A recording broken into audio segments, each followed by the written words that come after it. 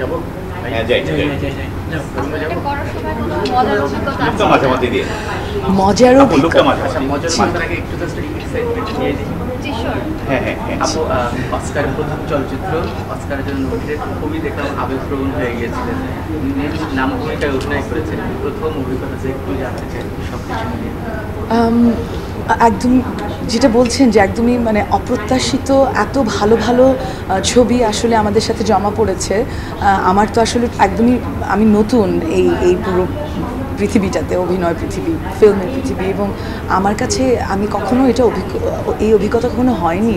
তো একসাথে এতগুলো ভালো ছবি পড়েছে, সেখান থেকে আমাদের ছবি সিলেক্টেড হয়েছে।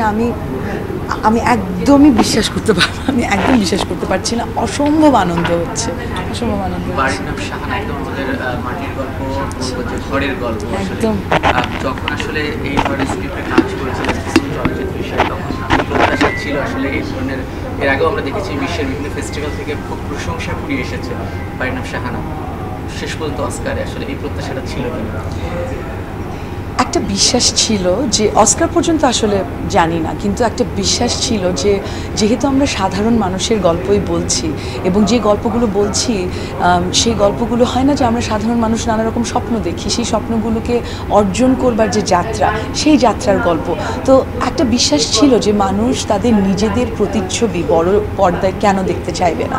কারণ আমি একজন অডিয়েন্স হিসেবে যদি বলি, আমি সবসময় কিন্তু দেখতে চাই আমার জীবনের কোনো একটা প্রতিচ্ছবি, একটা ছায়া যখন আমি কোনো সিনেমা দেখি।